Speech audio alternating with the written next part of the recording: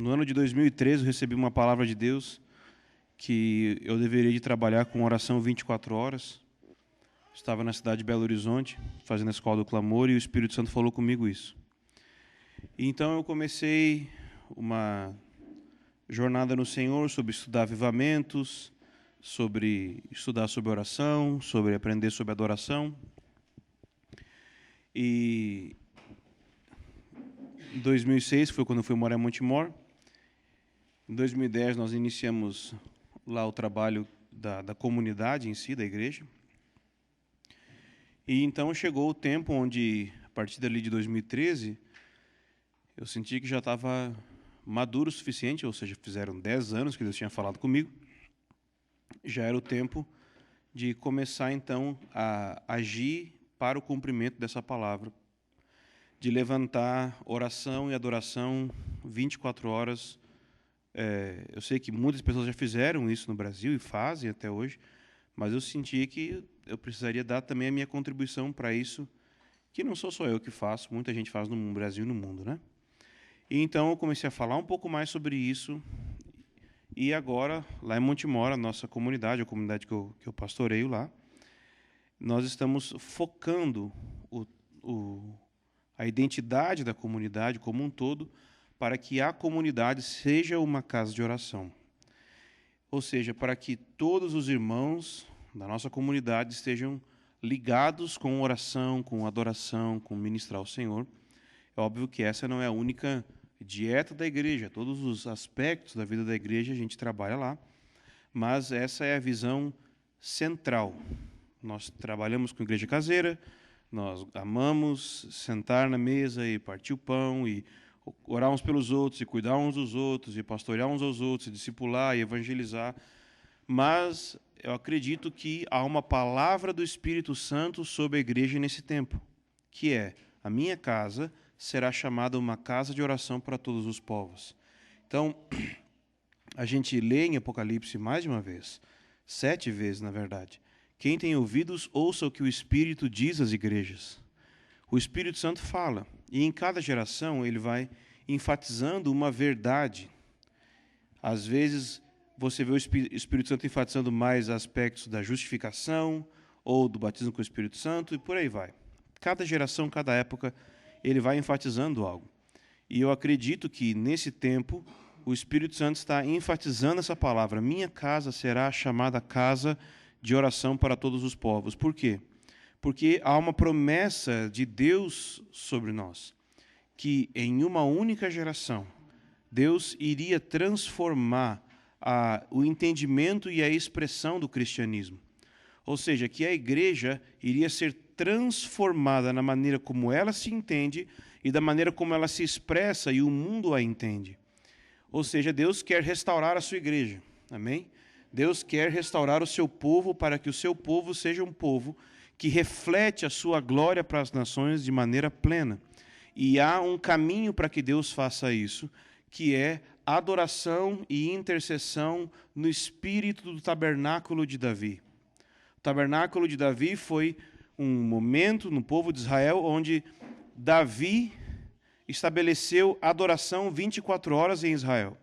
E essa adoração 24 horas em Israel foi o meio através do qual as maiores vitórias de Israel vieram. Foi quando o reino em Israel chegou nos seus momentos mais altos. Foi quando, com Davi e também com Salomão, havia uma casa de oração com adoração incessante, 24 horas. E para sempre, em toda a história de Israel, a partir de Davi, oração ou adoração 24 horas sempre fizeram parte da liturgia do povo de Israel. E então Deus não mudou. Deus continua o mesmo. Aquilo que ele queria no passado, ele continua querendo hoje, porque é isso que ele sempre quis, pois no céu Deus estabeleceu a adoração 24 horas. Em Apocalipse, no capítulo 4, fala que dia e noite, sem cessar, os anjos estão dizendo: Santo, Santo, Santo é o Senhor. Então, se nós oramos de acordo com Mateus 6,10, pedindo que o reino dele venha para a terra e que a sua vontade seja feita na terra como no céu, um dos aspectos da vontade de Deus na terra como no céu, é adoração e oração 24 horas, porque quando Deus criou o céu, quando Deus desenhou o céu, Ele poderia ter feito de qualquer forma, não é? Ele não precisaria ter feito 4 seres viventes, poderia ter feito 5 seres viventes, 8 seres viventes. Ele não precisaria ter feito 24 tronos, ele poderia ter feito 12, 48 tronos. Ele não precisaria ter colocado um rio de fogo diante dele. Ele não precisaria ter colocado um arco-íris de esmeralda por detrás dele. Ele não precisaria nada disso. Mas cada coisa que ele colocou no céu, na sala do trono, ele colocou por um motivo. E basicamente esse motivo é que expressam o seu desejo, o seu coração. E além da arquitetura e da beleza que Deus estabeleceu no tabernáculo celestial, Deus também estabeleceu uma liturgia. E parte da liturgia que existe no céu, no tabernáculo celestial, inclui que incessantemente Deus é adorado no céu. E por que Deus é adorado incessantemente no céu, 24 horas? Por que será que Deus recebe adoração 24 horas no céu? É porque não existe 25 horas. Se existisse 25 horas, ele seria adorado 25 horas. Deus é adorado 24 horas no céu, porque isso é o mínimo que eles conseguem expressar da dignidade dele. Deus é digno de ser adorado. E ser adorado 24 horas é o que dá para fazer, porque é só o que a gente tem no nosso relógio. Se tivesse 25 horas, nós iríamos querer que ele fosse adorado 25 horas por dia. Algumas pessoas não entendem para que adorar a Deus 24 horas. A pergunta é, você sabe quem Ele é? Ele é digno ou não? Essa é a única pergunta. Deus merece ou não adoração 24 horas? Só isso. Não precisa saber se é do Novo Testamento ou não, se é da Bíblia ou não. Só pergunte isso. Quem é aquele que está assentado no trono? Por causa da glória, da dignidade daquele que está assentado no trono, os irmãos morávios largaram tudo e foram fazer missões dizendo que o Cordeiro receba a recompensa dos seus sofrimentos. Porque eles tiveram uma revelação da glória, da dignidade do Cordeiro, e então eles se dedicaram a missões. Tudo o que nós fazemos no contexto do reino de Deus deve ser feito a partir da perspectiva de quem é aquele que está assentado no trono.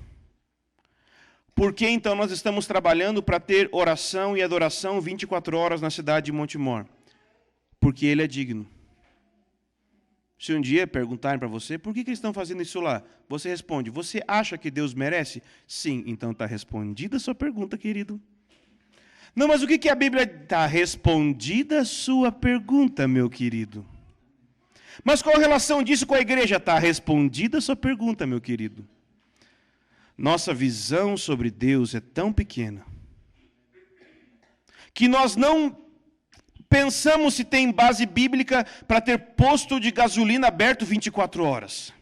Porque eu me considero tremendamente digno de ter um posto de gasolina aberto às 3 da manhã. Vai que o meu carro fica sem gasolina, né?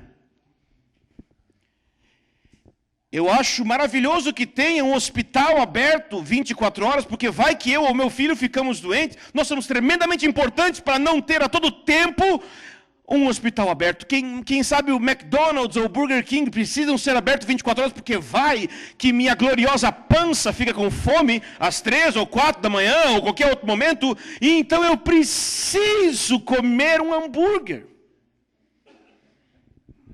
Nós não protestamos contra isso porque o nosso Deus é o nosso ventre. Só por causa disso. Entendeu? Então nós desejamos ter uma comunidade na cidade de Montemor que se dedique à adoração e oração 24 horas e a todas as demais atividades do reino de Deus, como a pregação, como o testemunho diante do mundo, como tudo que inclui. E nós queremos fazer isso porque no céu isso acontece. E nós queremos que sua vontade seja feita na terra como no céu. Ok? Então, hoje, nessa semana, eu vou falar um pouco sobre intercessão, porque dentro desse movimento de oração, adoração 24 horas, é um movimento de intercessão também. Se você olhar para o céu nesse momento, se você fosse para o céu agora, você iria descobrir que não existe apenas adoração acontecendo diante do trono. Vamos olhar, Apocalipse, capítulo 5.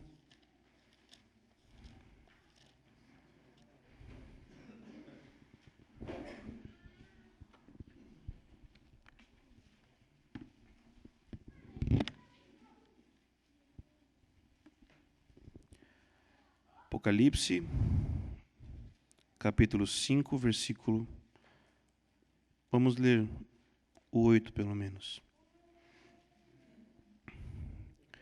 Logo que pegou o livro, os 4 seres viventes e os 24 anciãos prostraram-se diante do Cordeiro, tendo cada um deles uma harpa e taças de ouro cheias de incenso, que são as orações dos santos.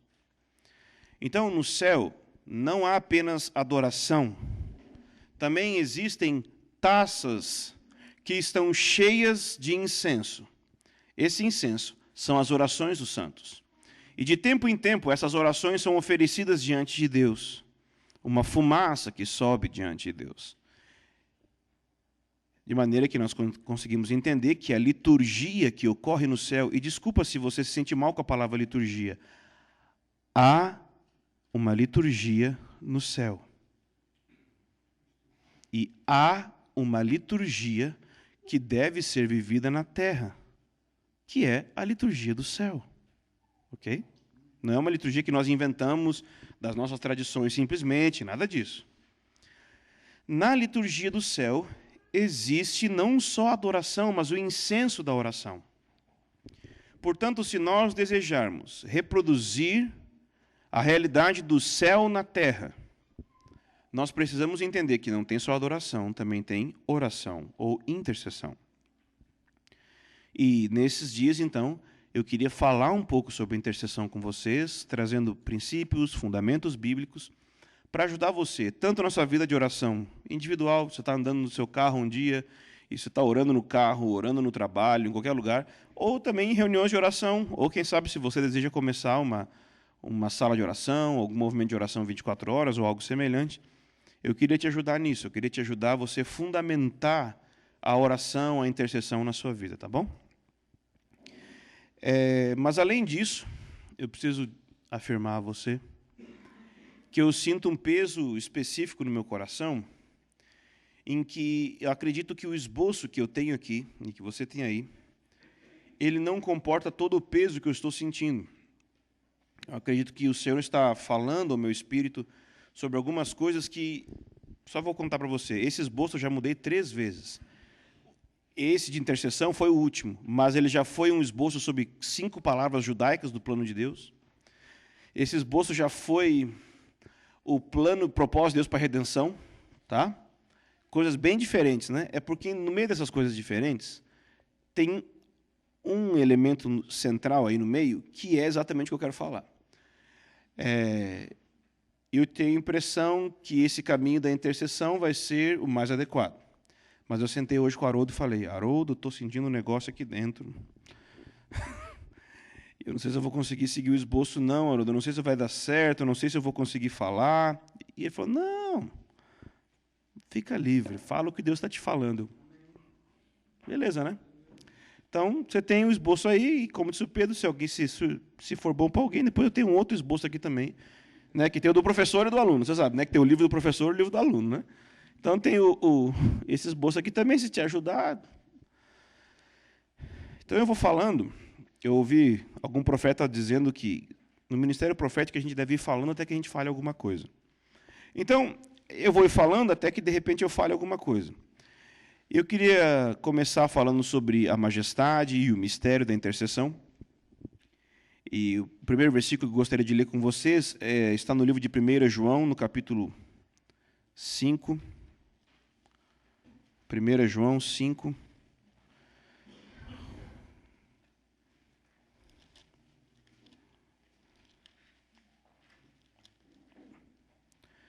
Primeira João 5,14.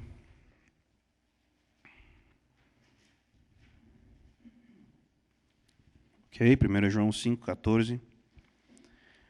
Esta é a confiança que temos nele. Se pedirmos alguma coisa segundo sua vontade, ele nos ouve. Quando nós falamos sobre intercessão, nós estamos entrando num campo bem diferente desse que o Sr. Roberto estava tratando antes, que é a intimidade. Ainda que eles estejam relacionados um com o outro, há uma diferença na palavra resultado.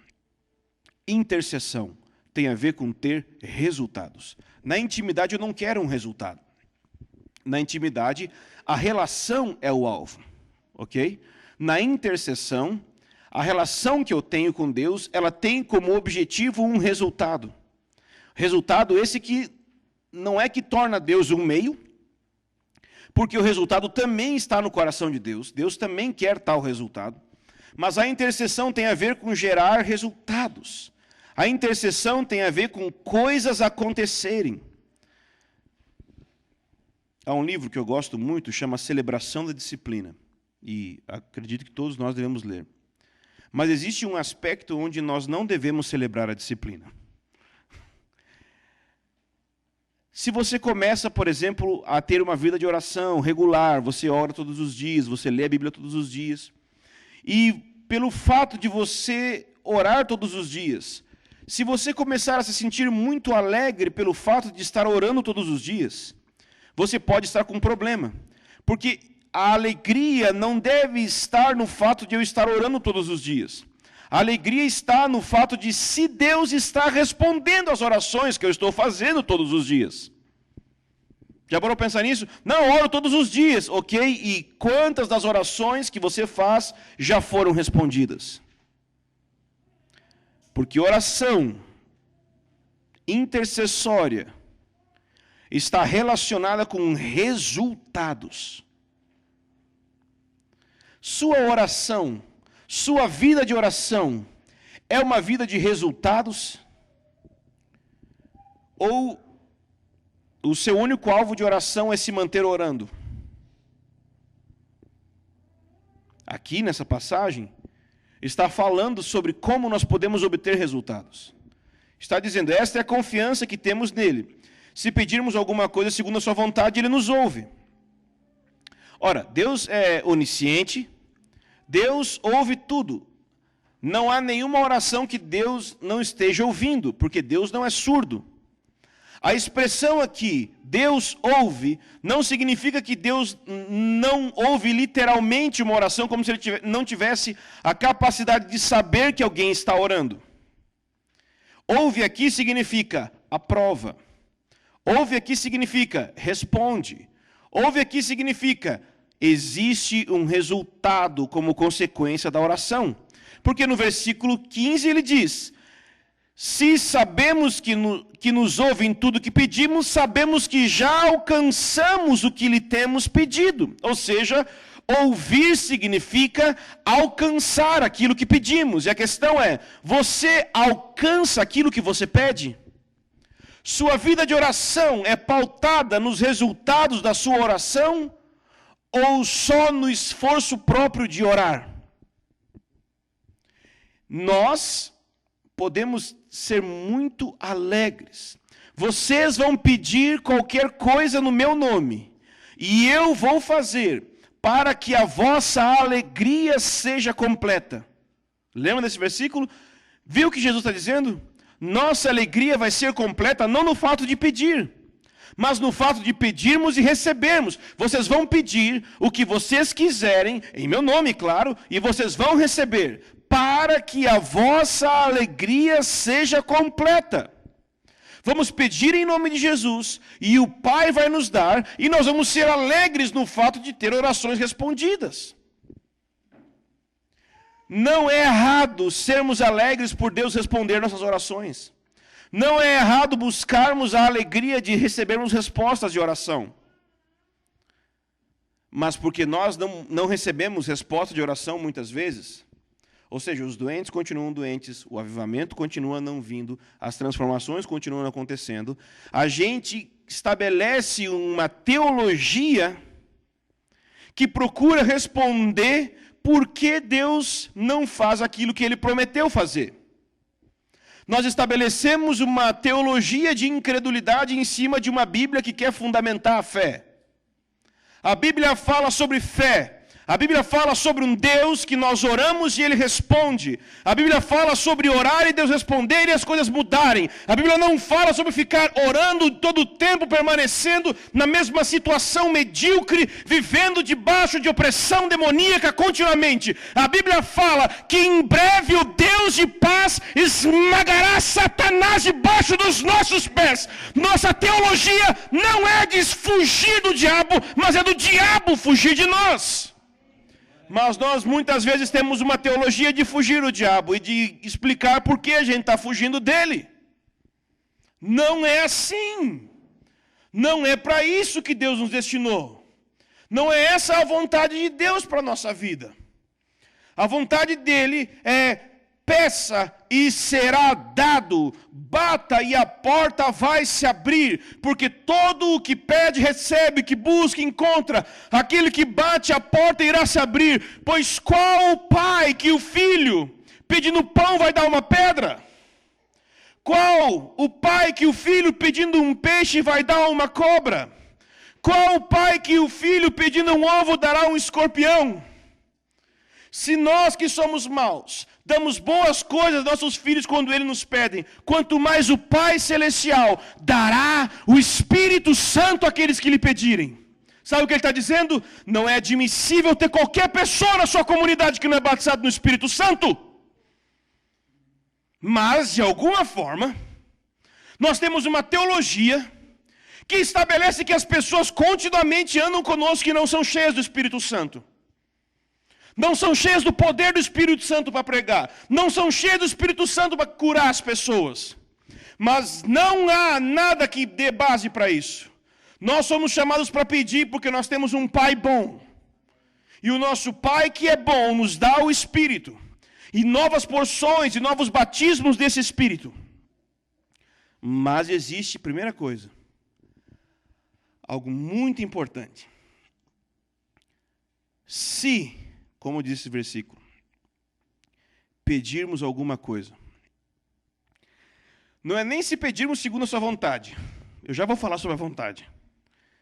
Mas não adianta você saber a vontade de Deus se você não transforma a vontade de Deus em uma oração na qual você pede: seja feita a tua vontade aqui na terra como no céu. Vocês não têm, Tiago disse, porque vocês não pedem. Você não tem, porque você não pede. Eu estou aqui para falar sobre pedir.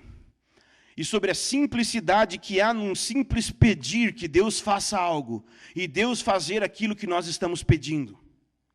Deus estabeleceu esse princípio primordial no reino de Deus. Se você pedir, Ele vai fazer. Se você não pedir, Ele não vai fazer. Simples assim. Abre em Isaías para você ver.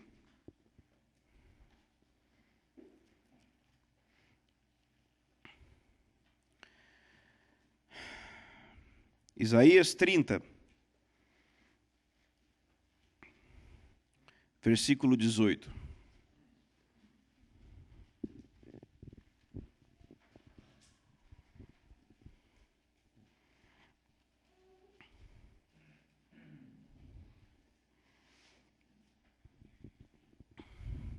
Por isso, o Senhor esperará para ter misericórdia de vós. Uau! Deus, por que o Senhor está esperando para ter misericórdia de mim?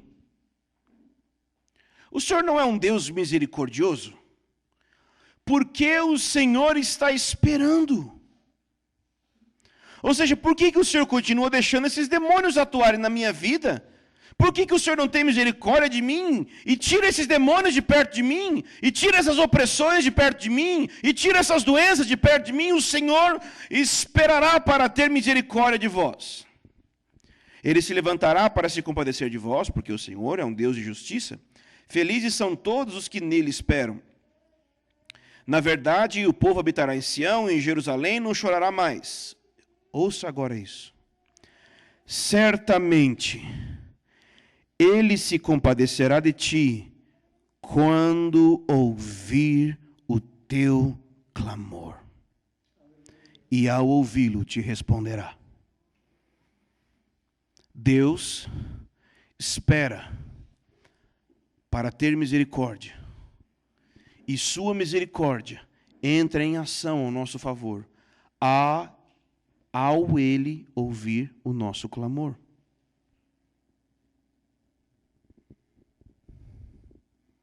Repete comigo. Deus não responde reclamações. Deus responde orações. Às vezes você fica meio chateado porque Deus não está fazendo algumas coisas na sua vida, mas de que adianta você reclamar sobre aquilo que Deus não está fazendo? Você precisa orar para que as coisas comecem a acontecer. Deus estabeleceu um meio pelo qual Ele trabalha na terra. Ele trabalha através do relacionamento que Ele tem com os seus servos. E parte desse relacionamento, um dos aspectos desse relacionamento é a oração.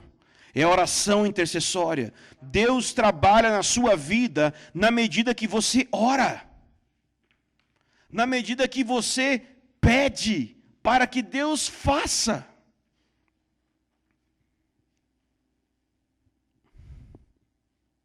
Eu sei que talvez você se sente desconfortável com isso. Nós criamos uma teologia de que parece meio egoísta pedir. Que eu não quero nada para mim, Deus. E é por isso que você não tem nada. Mesmo tendo um cheque em branco de Deus para você ter tudo. Somos pobres espiritualmente, porque nossos pedidos são pequenos demais para um Deus tão grande. Deus nos destinou para grandes coisas na terra. Deus nos destinou para um grande avivamento no fim dos tempos. Mas para que esse avivamento venha, é preciso que existam as orações que são correspondentes ao tamanho desse avivamento. Se esse vai ser o último e grande avivamento que vai preparar a igreja para a volta de Jesus, nós precisamos de um mover de oração que vai trazer esse avivamento. E é por isso que nós precisamos de oração 24 horas, porque o derramar que está para vir é sem precedentes. Mas se nós não pedirmos, não virá. As palavras proféticas de Deus na sua vida não são uma garantia, são um convite para que você entre em oração e relacionamento com Ele, para que as coisas comecem a acontecer. Não é garantido que a profecia que você recebeu vai se cumprir, profecia no nível que eu quero dizer pessoal, uma palavra profética que alguém te entregou, se você não entrar numa posição para que essa profecia se cumpra. Deus poderia dizer para Abraão que ele ia ser um pai de uma grande nação, se ele não saísse da terra não ia acontecer nada. Não, Deus, eu vou ser pai de muitas nações no meu coração. Não, rapaz, sai da terra. Corresponde à palavra, e a própria correspondência à palavra gera o cumprimento da palavra. Se você não começar a agir de acordo com as profecias que você foi alvo, jamais essas profecias vão se cumprir. E parte disso inclui orar. O que Elias fez? Elias profetizou que viria chuva. E ele ficou quieto? Não, ele foi orar para que a chuva que ele profetizou viesse. Mas não era garantido? Vai vir chuva. Não, não é garantido. Se pedirmos, vai chover. Se não pedirmos, não vai chover. Eu vou te contar o segredo de por que as pessoas não são curadas hoje na igreja das doenças. Porque simplesmente as pessoas não colocam a mão e oram. Já parou para pensar? Oh, Deus não cura como antigamente? Sim, porque você não ora como as pessoas oravam antigamente. Tinha uma doença, Deus cura em nome de Jesus. Tudo bem que às vezes a gente ora e não acontece. Mas assim, eu garanto que é muito mais fácil alguém ser curado quando você está orando do que você não está orando. Assim, tipo, acredito, assim. É óbvio que pode existir problemas de fé, de demônios, de um monte de coisa, mas antes de você inventar um monte de desculpa, que tal você esticar o braço, impor a mão e orar e dizer, Deus cura, não curou, ora de novo, Deus cura, não curou, Deus, vai orando, umas 3 vezes pelo menos cada vez. Simples. Às vezes Deus não está curando porque ninguém está impondo as mãos e cumprindo, e Deus deu um mandamento. Nós vamos impor as mãos sobre os doentes e eles serão curados. Você tem que entender que existe uma diferença entre a graça de Deus ser imerecida e, ao mesmo tempo,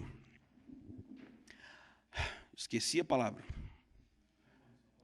ser incondicional e imerecida. Há uma diferença entre essas duas coisas. Você pode receber uma graça que seja imerecida e condicional ao mesmo tempo. Nem toda graça imerecida é incondicional. Existem condições que Deus estabelece para que a gente receba algumas porções da graça. Por exemplo, Deus dá graça a quem? Humilde. Qual é a condição para o recebimento da graça? Humildade. Se fosse de qualquer jeito, todo arrogante recebia. Mas o arrogante repele a ação da graça. Você sabia que a salvação é imerecida, mas condicional? Nós somos justificados pela fé. A fé é a condição para que eu receba o dom imerecido da graça. Da mesma forma, Deus estabeleceu que nós precisamos nos posicionar, tomar uma posição correta, para que a ação dele seja liberada sobre a terra.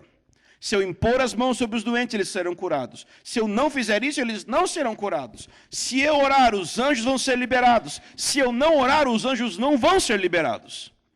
Mas o fato de anjos serem liberados não significa que eu mereci isso. Se eu chegar para uma pessoa e falar assim, eu vou pagar toda a sua faculdade. A pessoa não merece, mas eu digo, vou pagar toda a sua faculdade. É um presente merecido, não é? Mas se eu falar assim, eu queria só que você passasse no vestibular. É uma condição. Mas essa condição não fez ela merecer. Porque ela não merecia nem o dinheiro, nem o empenho, nada disso. A graça de Deus pode ser imerecida e condicional ao mesmo tempo. E a condição não pressupõe merecimento. A condição significa posicionamento. Essa casta de demônios não sai a não ser com oração e jejum. Existem níveis de demônios que não são expulsos simplesmente quando você fala de uma vez. Você vai precisar se dedicar à oração e ao jejum. Mas significa que a oração e o jejum vão colocar um crédito no céu, que Deus vai olhar e falar, ah, legal, mereceu minha graça. Agora eu vou expulsar o demônio. Jamais. Não é isso. A oração e o jejum posicionam o nosso coração para a fé crescer no nosso interior. A autoridade crescer na nossa fé. E a gente expulsar os demônios, então. Jejum e oração não é para merecer nada.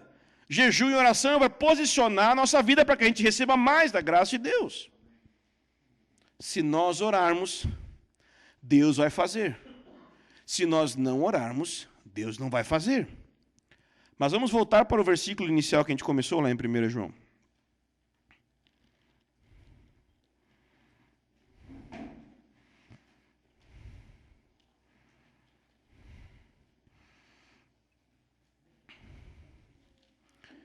João 5,14.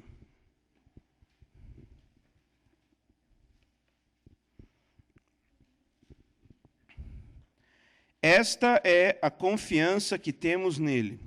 Se pedirmos alguma coisa segundo sua vontade, ele nos ouve. Então não basta pedir, porque muitas vezes nós pedimos coisas e as coisas que nós pedimos não aconteceram. Mas o fundamento é esse. Primeiro, Deus age de acordo com nossos pedidos. Mas existe uma segunda coisa. Se os nossos pedidos, se nossas orações forem segundo sua vontade. Se eu falar assim, vamos fazer uma reunião de oração agora aqui, irmãos, porque Deus disse que vai responder tudo que Ele prometeu, que Deus prometeu que sempre vai responder quando a gente orar. Amém, vamos orar então. Pai, em nome de Jesus, eu oro agora para que o Senhor deixe de existir. Não, acho que Ele não está com muita vontade de deixar de existir. Então não vai acontecer. Conseguiu entender? Senhor, eu quero agora que a gravidade da Terra mude. Bom, talvez Ele queira, será? Aí isso é mistério, não sei, mas eu acho que Ele não quer. Estou achando que Ele não quer, espero que Ele não queira. Então, a gente lê esse versículo de uma maneira assim, não provida de tremenda inteligência muitas vezes. Por quê? Porque nós achamos que essa vontade de Deus é um negócio secreto que só os inteligentes conseguem ver. A gente acha que essa vontade de Deus aqui é tipo uma loteria. Não era a vontade de Deus. Se for de acordo... Existem dois aspectos da vontade de Deus. Aula de teologia, ponto 1. Existe a vontade secreta de Deus e existe a vontade revelada de Deus. Deuteronômio 29, 29 diz, eu estou falando muito rápido, né? Deuteronômio 29, 29 diz que as coisas reveladas pertencem a nós, as coisas ocultas pertencem ao Senhor e as reveladas pertencem a nós e aos nossos filhos para que as cumpramos, para que as vivamos. Então, dentro da vontade de Deus, existem coisas secretas e existem coisas reveladas. Por exemplo, quem vai ser salvo no fim de tudo? Sim. É revelado ou secreto? Secreto. Deus quer que todos sejam salvos. Secreto ou revelado? Revelado, entendeu? No mesmo assunto. O que Deus me revelou é que Ele quer salvar todos. O que está secreto é que eu não sei quem vai ser salvo. Ok? Ou seja, existem aspectos da vontade de Deus que são revelados, que nós sabemos. E se nós orarmos algo segundo a vontade de Deus, que já nos foi revelada, você tem um cheque em branco de garantia. Vai acontecer. Está escrito. E o que está escrito vai acontecer. Se nós orarmos segundo sua vontade, Ele nos ouve. Portanto, todos esses dias aqui, eu vou só falar isso. Vou gastar 5 dias para falar isso. Que se você orar segundo a vontade de Deus, Ele vai te ouvir. Poderia encerrar agora, né? Mas eu achei por bem instigar você. Eu sei que você já entendeu, mas eu quero que você saiba que eu também entendi. Então eu vou ficar um tempão contando para você o quanto que eu entendi disso. Aí você aguenta aí até sexta-feira ouvindo eu falar que eu aprendi. Tá bom? Tudo bem.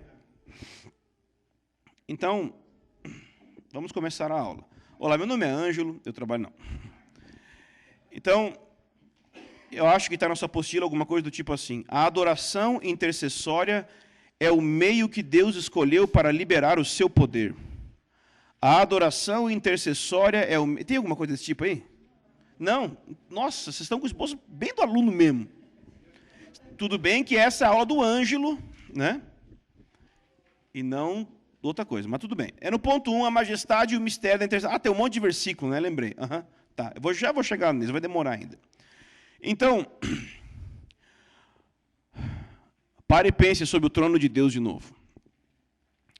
Ele decidiu que o seu trono vai ser o centro de governo do céu e da terra. E ele está ali circundado por uma realidade, adoração e intercessão. João 4, 23 diz que Deus busca adoradores. Tem uma notícia para você. Deus não está buscando adoração. Deus está buscando adoradores. Existe uma diferença entre um e outro. Deus não está interessado nas informações que saem da boca de uma pessoa. Ele está preocupado com a interação e a relação que vem dessa pessoa. Deus não está muito preocupado com intercessão e adoração. Deus está preocupado com adoradores e intercessores. Deus está preocupado com a interação que acontece. Adoração significa corresponder a quem Deus é. Intercessão significa corresponder ao que Deus quer. Sabia disso? Corresponder a quem Deus é. Eu vejo quem Ele é, eu penso sobre quem Ele é, e eu correspondo. Eu descubro que Ele é santo. E eu respondo a essa descoberta. E essa descoberta, o nome dela é adoração. Ou, eu descubro que Deus quer trazer avivamento, que Deus quer liberar o poder do seu reino, que Deus quer levantar uma igreja gloriosa. A minha primeira maneira, primeiro passo de corresponder a isso, chama-se intercessão. É quando a gente começa a falar, sim, Senhor, faz teu plano. Sim, Senhor, cumpre a tua vontade. Isso é intercessão. Só para explicar, nem toda intercessão é oração e nem toda oração é intercessão, ok? Intercessão tem a ver com uma posição. E existe oração intercessória. Jesus é o nosso intercessor. Eu não posso falar sobre isso, porque o Orlando vai me bater, porque ele vai falar sobre isso na aula dele. Mas me protege, me protege. Jesus é o intercessor significa o quê? Que ele tem uma posição diante de Deus, que por causa dessa posição ele pode nos salvar. Ok? É isso que significa. Jesus ora por nós? Provavelmente. Mas ele está o dia inteiro orando? Salva, salva, salva, salva. Não, acho que não. Mas em alguns momentos ele ora? Provavelmente. Eu acho. Mas a Bíblia não diz Jesus está orando. Jesus está intercedendo. Que pode não significar oração. Mas existe oração intercessória. É uma oração na qual eu me posiciono. A posição que eu estou entre Deus e uma situação e Deus. Ok? É uma posição. Então, acho que você abriu antes, mas você já leu mais cedo, né, quando eu comecei a falar. Em Apocalipse, capítulo 5, versículo 8.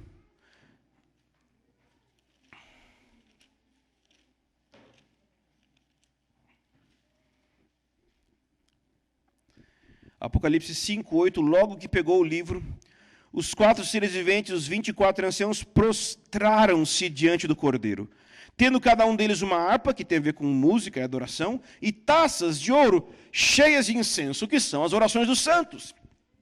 E cantavam, ou seja, tem música ao redor do trono de Deus. Ok? Deus curte música. Deus gosta muito de música. Tipo 24/7, 24 horas tem música tocando ao redor de Deus. Você não consegue chegar perto de Deus Pai sem ser sacudido por uma tormenta de musicalidade que está ocorrendo ao redor dele. É impossível. Eles cantavam um cântico novo dizendo: Tu és digno de tomar o livro e de abrir os seus selos, porque foste morto e com teu sangue compraste para Deus homens de toda tribo, povo, língua e nação. E eles vão cantando e ministrando, ou seja, tem adoração incessante ao redor do trono de Deus.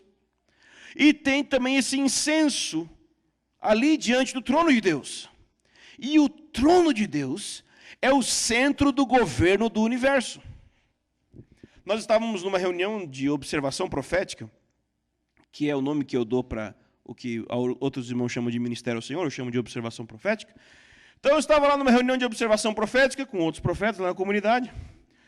E aí a gente se questionou assim: por que nós oramos a Deus ao invés de orarmos para outro Deus?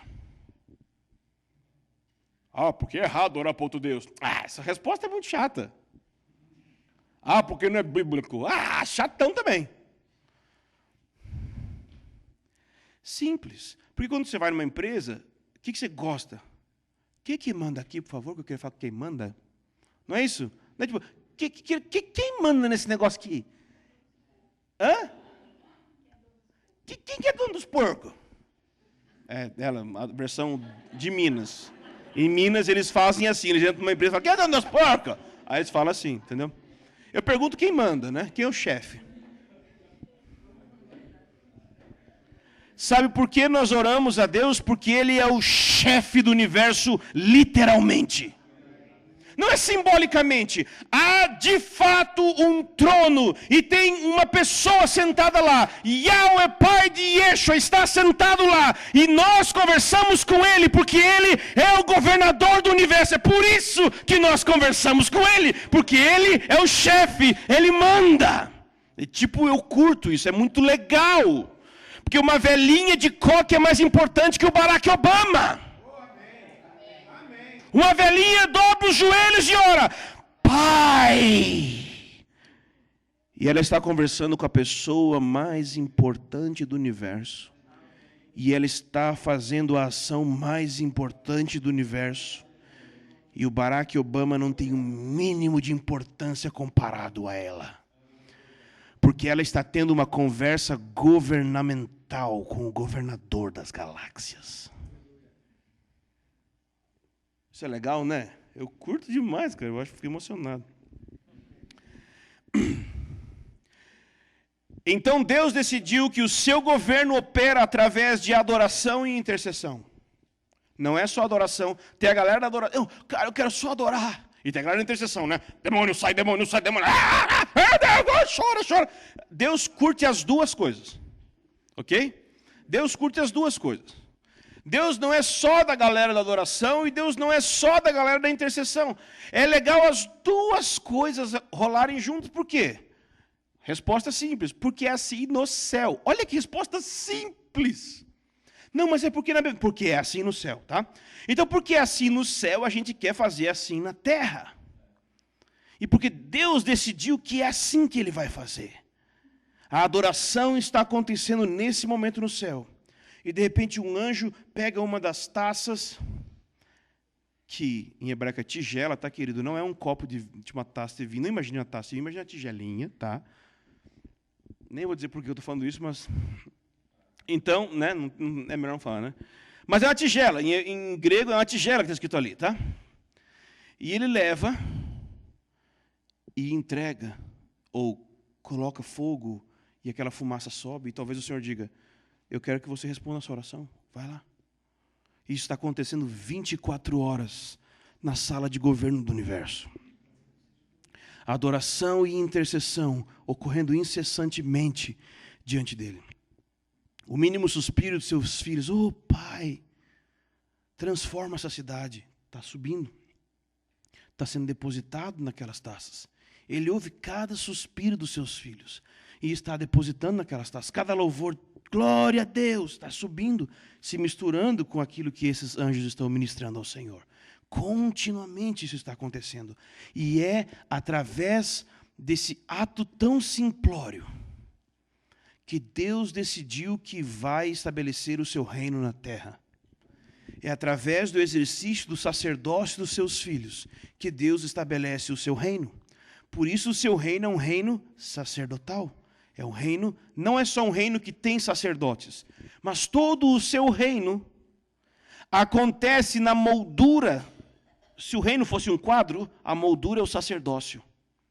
Tudo o que acontece dentro do reino de Deus tem a ver com o sacerdócio dos seus filhos. Tem a ver com como os seus filhos prestam culto diante dele. Porque o culto que eles prestam diante deles muda a cultura da terra onde eles estão inseridos.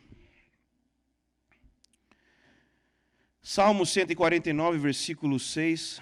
Eu tenho que terminar em algum momento essa aula, né? Eu não sei que horas que é. É porque eu gosto dos versículos. O negócio, eu vou falando. Não, assim, que hora que é que acaba. Apontar para mim não significa nada. Que hora é? 7h30 termina. Que eu acho legal os versículos, entende? Você vai falando, aí vem unção, para. O negócio do meio, você vai indo. Salmo 149.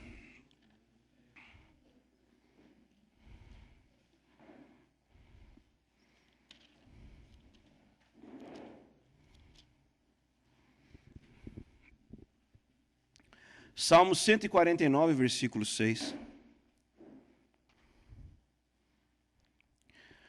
Os altos louvores de Deus estejam nos seus lábios, e na sua mão espada de dois gumes, para exercerem vingança sobre as nações, e o castigo sobre os povos, para prenderem os seus reis com cadeias, e os seus nobres com correntes de ferro, e executem sobre eles a sentença escrita.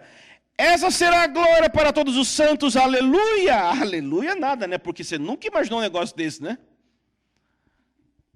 Ele está falando de prender, de executar vingança. Oh, Deus, mas é prender, executar vingança. Qual é o contexto que Deus libera a sua vingança? Em que contexto ele prende reis em cadeias e nobres em correntes de ferro? E aqui talvez esteja falando até mesmo de principados e potestades. No contexto do versículo 6, dos altos louvores que estão nos lábios do seu povo. Os altos louvores nos lábios do seu povo definem a espada que está nas mãos do seu povo. Os louvores falam da harpa, da adoração que acontece diante do trono. Mas a espada fala da taça, do incenso, da intercessão que os seus filhos têm. Deus mistura essas duas realidades. E essas realidades são plenamente misturadas em um homem chamado Davi. Davi era um guerreiro, ele tinha uma espada. Ele guerreava. Mas Davi era um adorador. E essas duas realidades misturadas na vida desse homem formou o rei de acordo com o coração de Deus. Se esse é o rei de acordo com o coração de Deus, esse rei expressa o reino. O reino se expressa na imitação ou no paradigma de quem Davi foi. Davi foi guerreiro e foi adorador, ou ministro, ou salmista. É assim que o reino é liberado. O reino é liberado através da guerra que acontece em intercessão e da adoração, da ministração, da celebração misturados. Não é só adoração, não é só intercessão. São as duas coisas.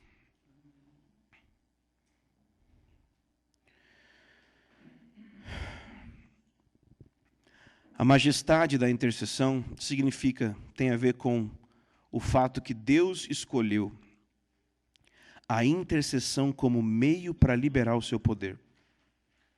Romanos 8:34 diz que Jesus vive para interceder por nós, intercede por nós. Hebreus 7:25 diz que ele intercede por nós para sempre. Já parou para pensar que Deus deu para o seu filho essa função de intercessão? Sabia que você tem um intercessor pessoal? Tem uma pessoa intercedendo por você agora. Jesus. Você acha que sua vida vai dar certo? Assim, Jesus está na frente de Deus o Pai, ou do lado, intercedendo por você. Será que algo vai dar errado na sua vida? Não. Todas as coisas vão cooperar para o seu bem.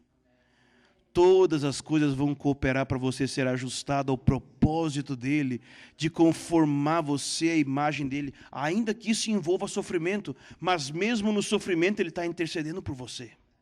Eu não estou dizendo que não existe sofrimento, só estou dizendo que mesmo no sofrimento você vai triunfar. Não estou dizendo que Deus vai te livrar do sofrimento, eu estou dizendo que mesmo no sofrimento você vai revelar a glória de Deus, porque você tem alguém que está intercedendo por você. Queria que você abrisse no Salmo de número 2.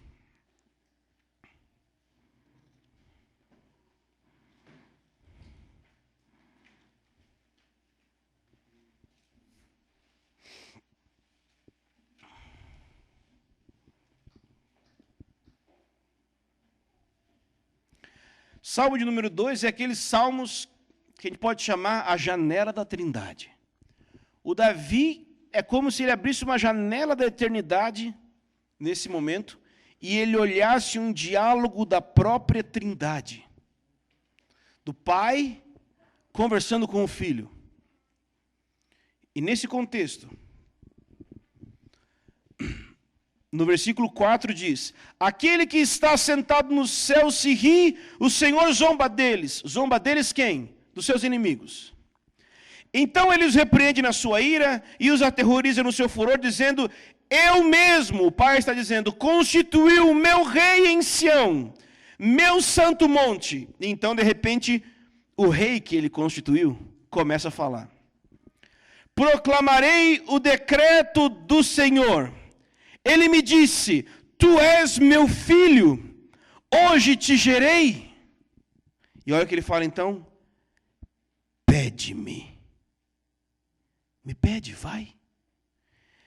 Pede-me, e eu te darei as nações como herança, e as extremidades da terra como tua propriedade. Através de qual princípio Jesus recebeu autoridade sobre as nações? Pede-me. O Pai ordenou a Jesus: pede-me. Quando Jesus voltar, sabe como que ele vai estabelecer o seu reino no milênio? Ele vai pedir para o Pai, terreno por terreno, lugar por lugar. Ele já recebeu toda a autoridade, mas cada terreno que Jesus for conquistando, ele e seus discípulos vão fazer isso através de pedir ao Pai: Pai, dá-nos o Brasil agora. E eles vão entrar no Brasil e conquistar o Brasil. Pede-me. Pede-me. Deus tem um princípio através do qual ele trabalha. Pede-me. Já parou para pensar? O Filho ressurreto tem todo o poder nos céus e na terra, e mesmo assim Deus está falando para ele: peça, filho. Acho que se Deus está dizendo para ele pedir, você poderia considerar isso também, né? Porque o meio através do qual Deus trabalha são as orações dos seus filhos. Pede-me. As nações foram dadas a Jesus porque ele pediu ao Pai, porque ele orou, simplesmente isso. E o mistério da intercessão é que ela é algo tão simples que até uma criança pode fazer. É algo tão majestoso que o Filho faz, que o universo é regido por esse princípio e qualquer criança pode fazer. Uau! Basta uma criança dizer: Deus, cura papai. Amém. Deus, transforma isso. Amém. Esse é o mistério e a majestade. É majestoso porque é grande, é mistério porque é simples.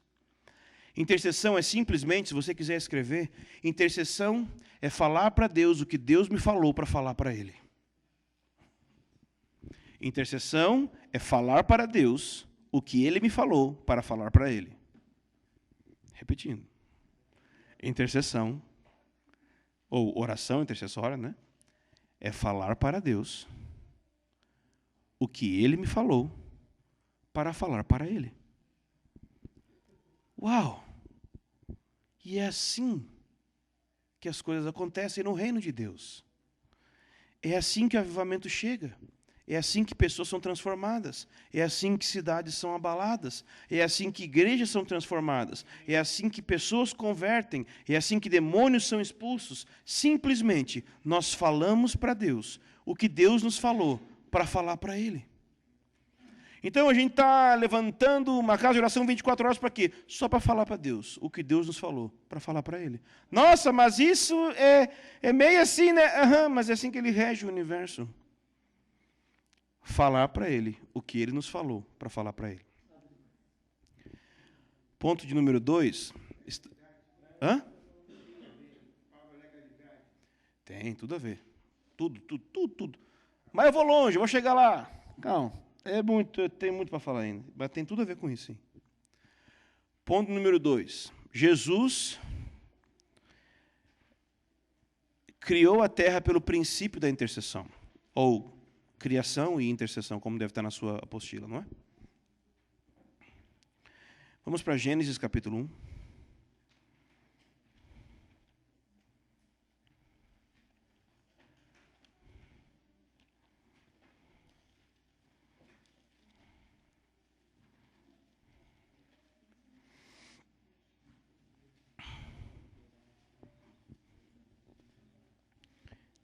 Gênesis capítulo 1, versículo 1. No princípio, Deus criou os céus e a terra. A terra era sem forma e vazia, e havia trevas sobre a face do abismo. Mas o Espírito de Deus pairava sobre a face das águas. E disse Deus: haja luz, e houve luz. Nós não vamos ler tudo, só até aqui está bom. Várias outras coisas que Deus fez aqui na criação têm relação com essa parte. Disse Deus, disse Deus, disse Deus. O meio que Deus criou os céus e a terra foi através da sua palavra. Salmo 33 diz isso. Deus, versículo 6. Deus criou os céus, a terra, tudo pela sua palavra. Eu quero que você pense agora nisso. A terra era sem forma e vazia. Mas mesmo quando a terra era sem forma e vazia, Deus já queria criar, não queria? Deus já tinha no seu coração tudo o que Ele queria fazer. Deus já tinha na sua mente como seria a terra, como seriam os mares, como seriam os animais, como seriam os peixes, como seriam as aves, como seria o homem, como seria o relacionamento do homem com Deus, no jardim do Éden, como tudo iria acontecer. Tudo já estava na mente dele. E o Espírito estava pairando. Ou seja, algumas pessoas acreditam que como se fosse chocando, ele estava sobre toda a terra, sobre todas as águas ali. E o que é o Espírito, senão essa pessoa poderosa que tem o poder para criar tudo aquilo que estava na mente de Deus. Deus queria criar os céus e a terra. E o poder para criar os céus e a terra estava ali, presente, pairando. Mas nada foi criado, até que uma voz rompeu um silêncio. Haja! Enquanto essa palavra não saiu, nada foi criado. Já havia um plano na mente de Deus, já havia um poder presente que poderia criar tudo, mas enquanto a palavra não foi liberada, nada foi criado. E essa é a função de Jesus. Aí estava Jesus. Quando nós falamos que Jesus é a palavra, nós não estamos querendo dizer que Jesus é um monte de palavrinhas.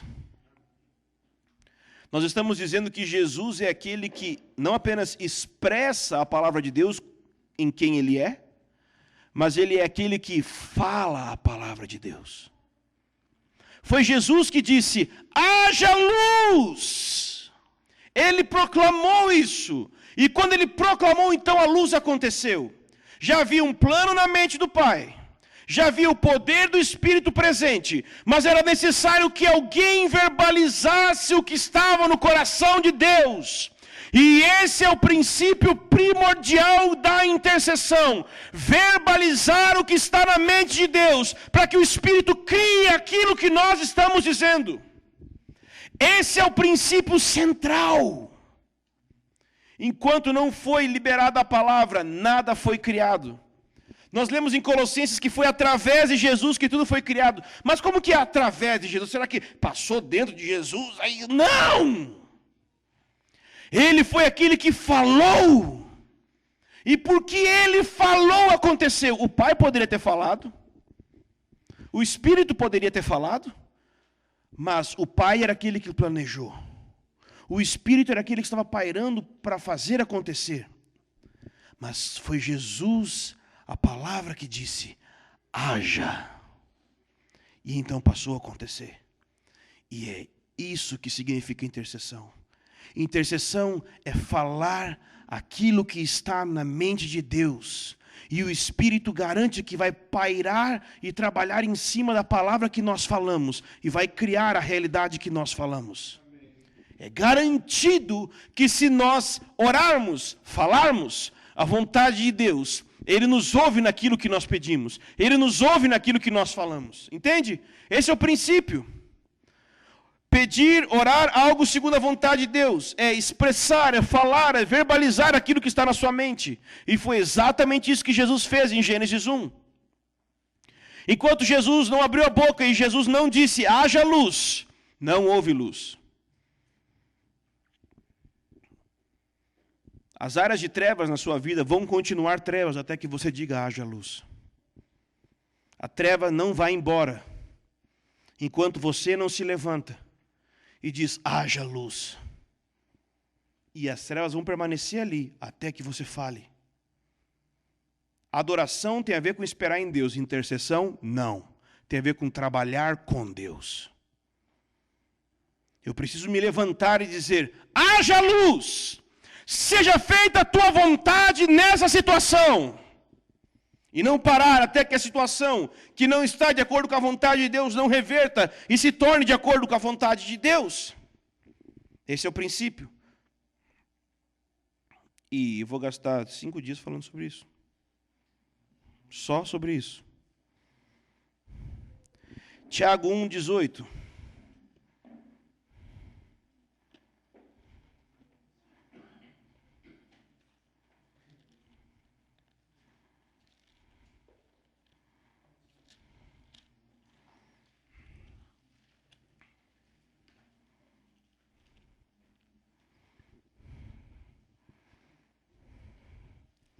Tiago 1,18 diz assim, segundo sua vontade, ele nos gerou pela palavra da verdade. Aqui está falando sobre regeneração, novo nascimento. Entende? Era a vontade de Deus que você tivesse nascido de novo, fosse gerado. Mas entre Deus desejar que você fosse gerado de novo, e você de fato ser, tinha algo no meio. A palavra. Desde que você nasceu, Deus já estava a fim de gerar você de novo pelo Espírito. Estava no coração dele fazer isso por você. Mas a fé que veio no seu coração, veio por ouvir a palavra de Cristo. Foi porque a palavra chegou ao seu coração, que algo aconteceu no seu coração. E a palavra que chegou ao seu coração, continha nela o poder para gerar aquilo que ela se referia. Entende? Nós fomos gerados pela palavra. As pessoas são salvas pela palavra. A palavra conecta aquilo que aconteceu há 2000 anos atrás com pessoas agora, aqui no tempo, na história. A palavra consegue atravessar o tempo e chegar em nós com o mesmo poder, aquele frescor da cruz. Como se o próprio Jesus estivesse sendo crucificado por você agora. A palavra atravessa o tempo e o espaço e chega a você e transforma você. Quando a palavra é liberada, isso acontece. Não importa o que você creia sobre eleição e predestinação. Se você está do lado dos irmãos arminianos ou do lado dos irmãos calvinistas. Os dois concordam uma coisa. Se não pregar, ninguém é salvo. A fé vem por ouvir. A fé vem como resultado da pregação do Evangelho. Deus cria as coisas pela palavra. E nós precisamos falar essa palavra para que aquilo que a palavra se refere aconteça. Nós precisamos orar sua vontade, para que sua vontade aconteça. Isso é muito simples. Como diria Ravenhill, é simplesmente profundo e profundamente simples.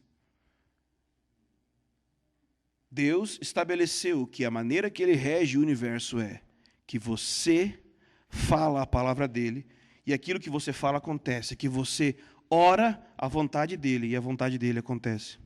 Hebreus 1, versículo 3.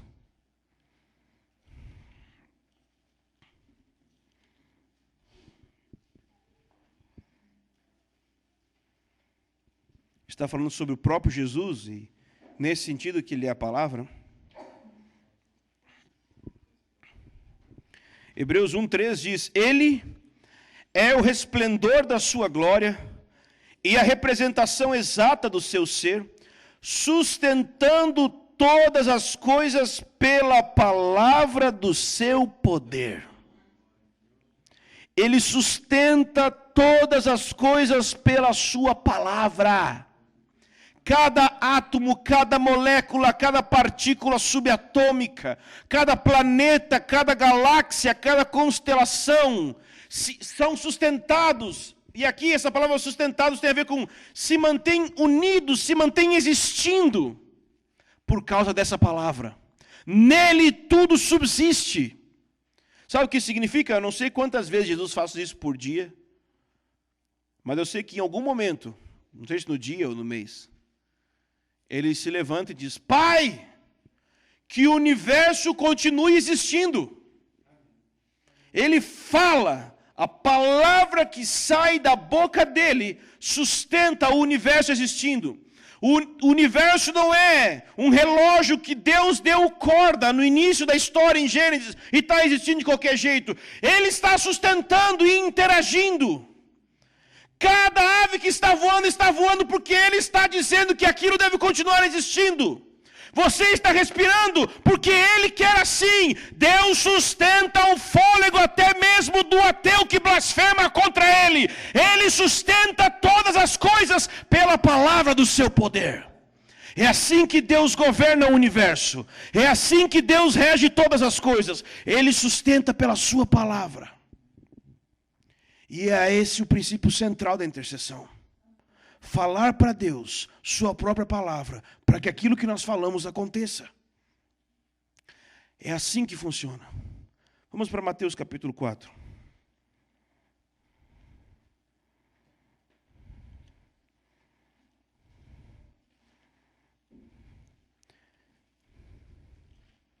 Como eu falei, eu sei que você já entendeu.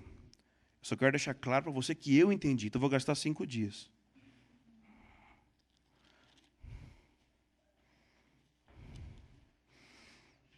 Mateus capítulo 4.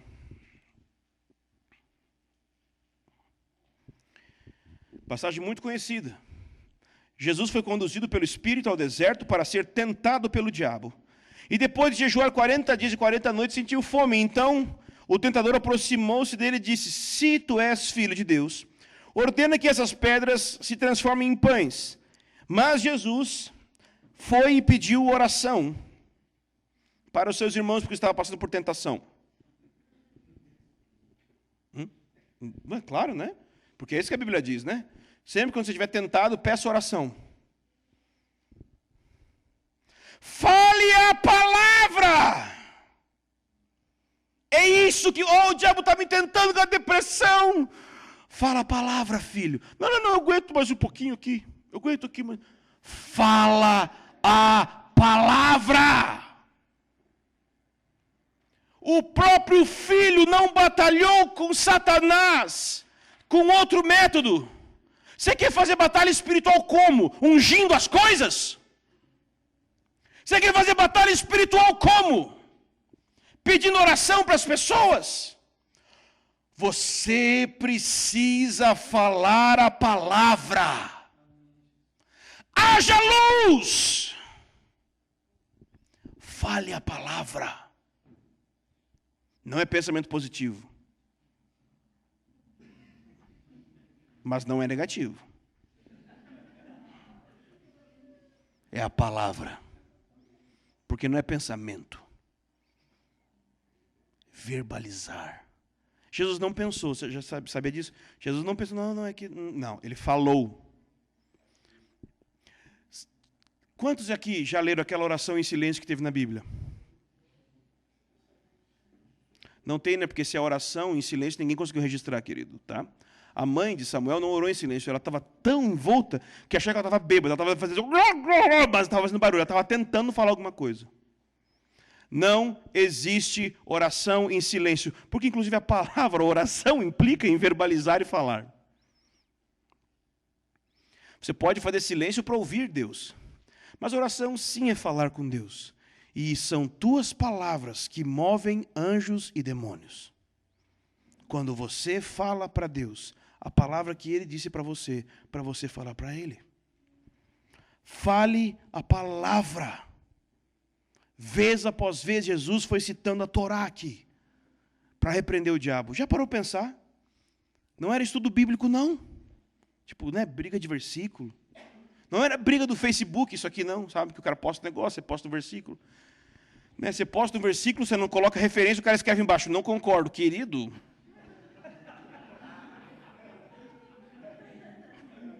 Né? Não era isso que ele estava passando, não. Ele estava com o próprio diabo na frente dele. Fale a palavra.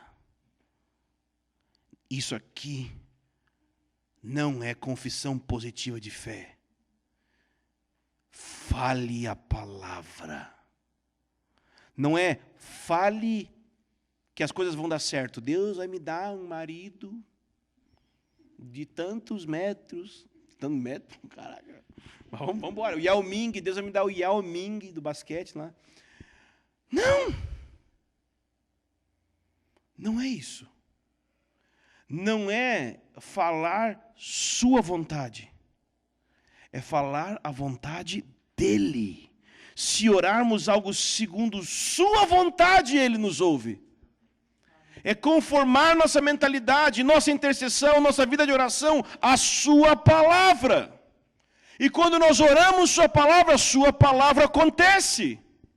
É garantido que acontece. Efésios 6, vamos lá. Efésios 6, 17.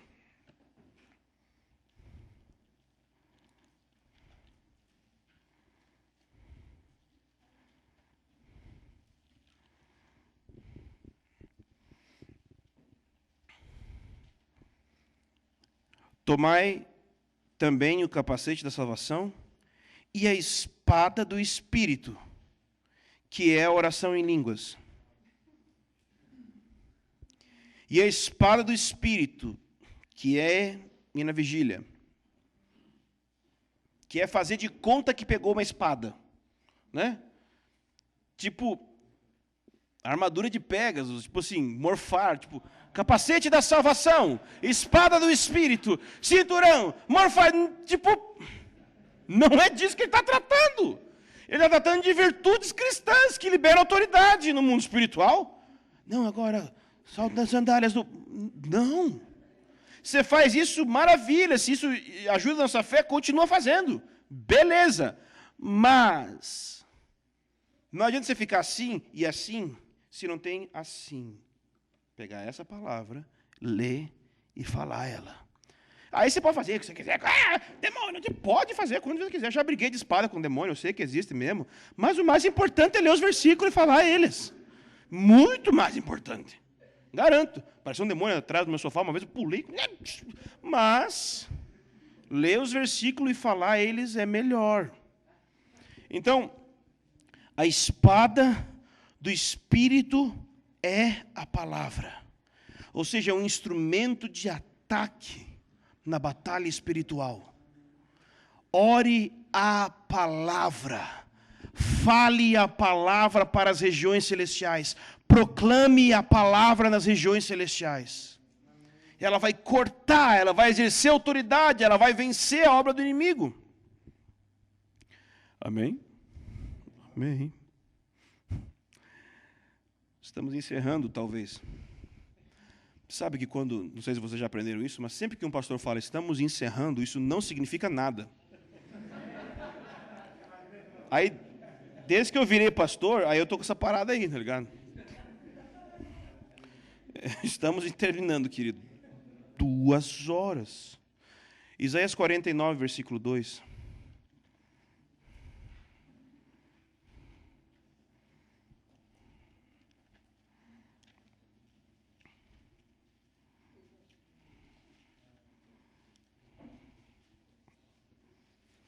Ele está falando sobre o próprio Messias aqui.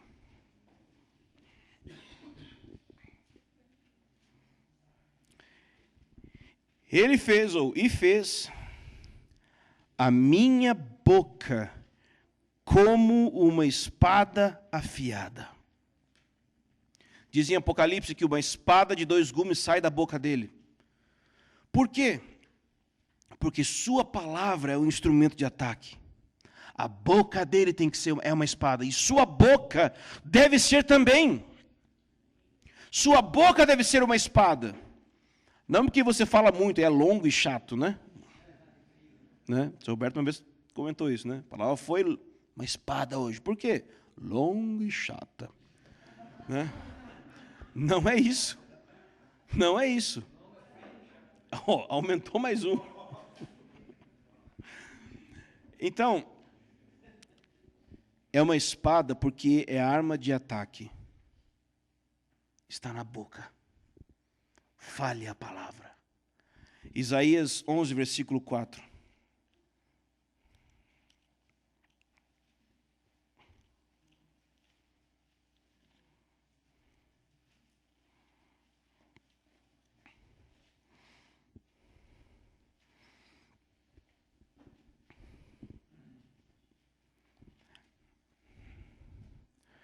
Mas julgará os pobres com justiça e defenderá os humildes da terra sem parcialidade. Ferirá a terra com palavras de juízo e matará o ímpio com o seu sopro. De que maneira que Jesus vai trazer juízo sobre a terra? Palavras. Ele vai ferir a terra com as palavras da sua boca. A terra aqui tem a ver não simplesmente com o planeta. A terra aqui tem a ver com a própria terra no sentido de cultura, de lugar onde eles estão inseridos. Jesus vai ferir as culturas através da palavra que sai da sua boca. Jesus quer ferir a cultura da cidade que você está inserido através da palavra que sai da sua boca, querido. Quando nós falamos a palavra dele em intercessão e profecia, isso fere a terra, isso traz juízo sobre os demônios. Nós precisamos fazer isso. Todos os demônios já foram julgados pela obra de Jesus. Mas nós precisamos gradualmente ir declarando isso em cada cidade que nós estamos. Declarar a palavra dele, declarar o juízo dele, para que eles parem de atuar.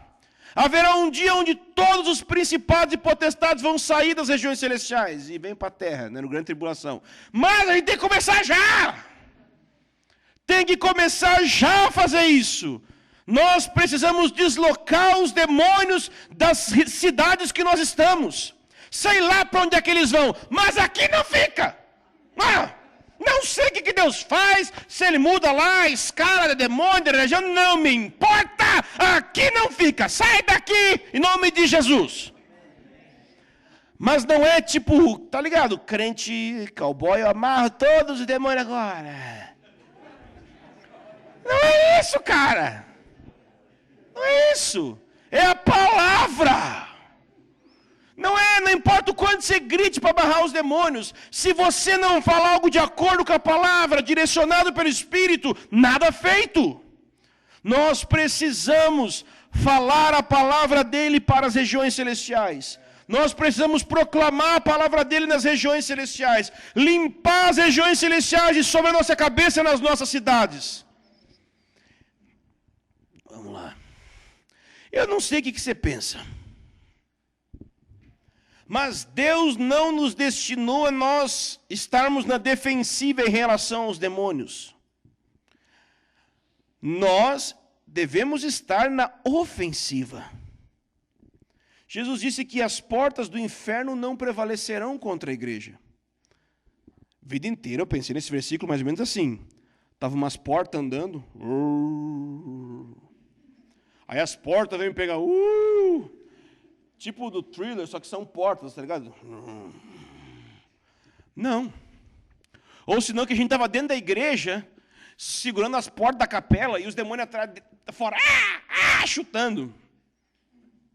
Mas, assim, primeira coisa do ensino, portas não andam. Beleza? Esse é ponto 1 do ensino. Ponto 2. As portas do inferno não prevalecem contra nós, ou seja, os arrombadores de portas somos nós. Num jogo de futebol, é um tanto desprovido de inteligência você querer defender quando a bola está no seu pé. Não é? Quando a bola está no seu pé, você deve atacar. Sabe, querido, a cruz botou a bola no seu pé. Nós devemos atacar o inferno. A Bíblia diz que se um demônio sai de uma pessoa e ele vai andar por lugares áridos, querendo encontrar lugar para entrar e tal coisa, ele não encontra. E ele volta 7 vezes pior sobre aquela pessoa. Sabe o que isso diz para mim? Que se ele volta 7, cada vez que ele vem contra você, tem que voltar com 10. Você tem que contra-atacar 10 vezes pior. Você recebe o ataque do diabo e você faz o quê? Não, querido. tem que ter um contra-ataque 10 vezes pior. Você tem que oprimir tanto o diabo na sua cidade, mas oprimir tanto, que ele para de atacar você porque ele acha que isso é mau negócio, que ele está ganhando mais ficando parado que mexendo com você. Nós temos que parar de ser vitoriosos sobre o diabo, temos que começar a ser mais do que vencedor. Sabe o que é mais que vencedor? É quando o inimigo nem aparece na guerra, porque ele pensa, se eu ficar quieto eu ganho mais. Se eu não aparecer na batalha eu ganho mais. Nós precisamos atacar as obras do inferno na cidade que nós estamos. Para com esse negócio da igreja ser um bunker que vai defender a fé para a gente se manter crente, se manter salvo mais uma semana. Querido, vamos atacar. Existe defesa da fé, existe apologética, existe tudo isso. Tudo isso tem seu lugar. Mas nós estamos sendo chamados para o ataque. Deus quer nos dar uma mentalidade ofensiva. E a espada do Espírito é a palavra. Não importa o quanto você grita, você não precisa gritar nada. Não precisa ficar vermelho, nada disso, suando, pregando, nada disso. Isso não tem nada a ver com Deus, tem a ver com os homens. Fala a palavra. Pode ser um sussurro, pode ser um grito, pode ser um clamor. Fala a palavra em oração. Fala a palavra de Deus de volta para Deus.